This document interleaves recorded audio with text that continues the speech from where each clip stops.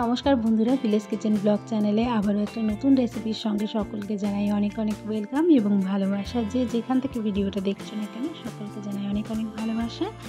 আজকে যে রেসিপিটা রেখেছি সেটা হচ্ছে ঢ্যাঁড়স দিয়ে একটা ঢ্যাঁড়স চচ্চড়ির সবজি। তো এটা রান্না করার জন্য কিছু ঢ্যাঁড়স কেটে নিয়েছি, এছাড়া একটা বড় সাইজের আলু ছোটো ছোটো করে টুকরো করে নিয়েছি এবং কিছু পেঁয়াজ, কাঁচা লঙ্কা। এর সঙ্গে সঙ্গে নিয়েছি হচ্ছে মাছের ডিম। এখানে তোমরা রুই বা কাতলা যে কোনো মাছের ডিম নিতে পারো। তো এরপরে প্রসেসটায় চলে গেলাম। সোজা কড়াইয়ের মধ্যে সর্ষের তেল দিয়ে দিয়েছি। কড়াইটা একটু গরম হয়ে এলে তেলটা একটু গরম হয়ে এলে তার মধ্যে দিয়ে দিলাম মাছের ডিমগুলো। এখানে আমি অল্প পরিমাণ মাছের ডিম নিয়েছি, কারণ আমার এই সবজিটা রান্না করার জন্য যেটুকু প্রয়োজন আমি কিন্তু ততটুকুই নিয়েছি। তো এরপরে দেখো ডিমগুলো আমি একটু ছড়িয়ে দিচ্ছি যাতে করে সমস্ত জায়গায় লেয়ারটা সমান হয়, তার জন্য। তো এইভাবে ডিমটা আমি কিছুক্ষণের জন্য ভেজে নেব। তো ডিমটা এক সাইড ভেজে নিয়ে অপর সাইডে আমি কিন্তু দিয়ে দিলাম।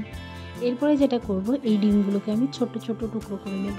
তোমরা চাইলে আলাদা করে ছোট্ট ছোট্ট করে ডিমের বড়া তৈরি করে নিতে পারো, কিন্তু আমি এইভাবে করে নিয়ে ছোট ছোট করে টুকরো করে নেব। এতে করে কী হবে, সমস্ত টুকরোগুলো ইকুয়াল হবে।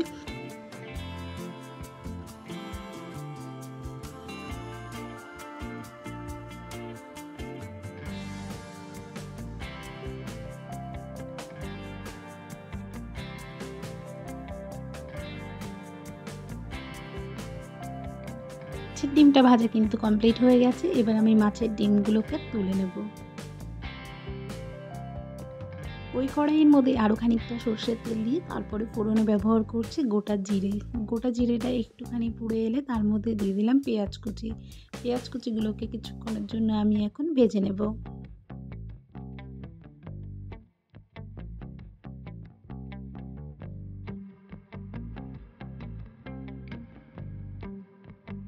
এক দু মিনিট মতো পেঁয়াজটা ভেজে নেওয়ার পরে ওই তেলের মধ্যে আমি দিয়ে দিচ্ছি এখন আলুর টুকরোগুলো। এখন আর পেঁয়াজের সঙ্গে আলুগুলো ভালো করে ভেজে নেব। এর মধ্যে একটুখানি লবণ আর একটু হলুদ ছড়িয়ে দিলাম।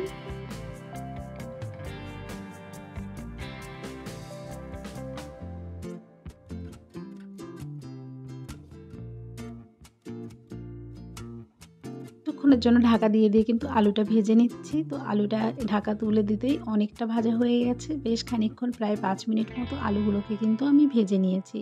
এর মধ্যে এবার দিয়ে দেবো কেটে রাখা ঢ্যাঁড়সগুলো। তো কেটে রাখা ঢ্যাঁড়সগুলো দিয়ে আমি আরও কিছুক্ষণের জন্য ভেজে নেব।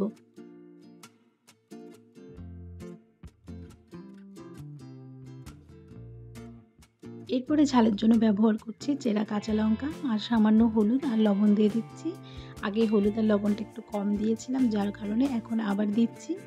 এরপরে কিন্তু ঢাকা দিয়ে আমি সমস্ত সবজিটা কিছুক্ষণের জন্য রান্না করে নেব।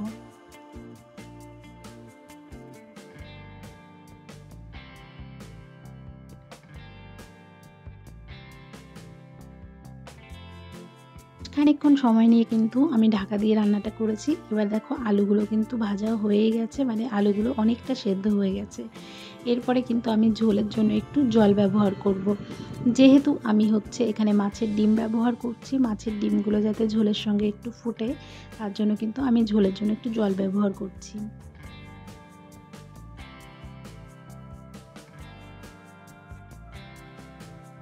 5 থেকে 7 মিনিট কিন্তু ঢাকা দিয়ে আমি রান্না করে নিয়েছি। প্রায় সমস্ত সবজিগুলো ভালোভাবে সেদ্ধ হয়ে এসেছে আর ঝোলটাও ফুটে এসেছে। তো এই মুহূর্তে আমি দিয়ে দিচ্ছি ভেজে রাখা মাছের ডিমগুলো।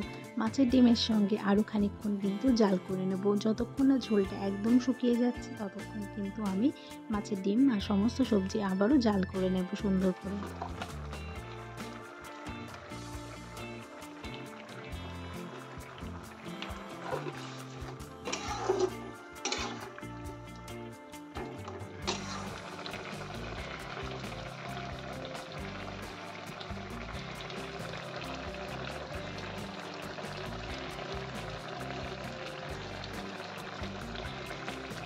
বেশ খানিকক্ষণ ধরে কিন্তু আমি ঢ্যাঁড়সটা রান্না করে নিয়েছি আর সব শেষে দিয়ে দিচ্ছি ভাজা মশলা। ভাজা মশলাটা তো আমি আগেই তোমাদের দেখিয়েছি কেমনভাবে বানাই।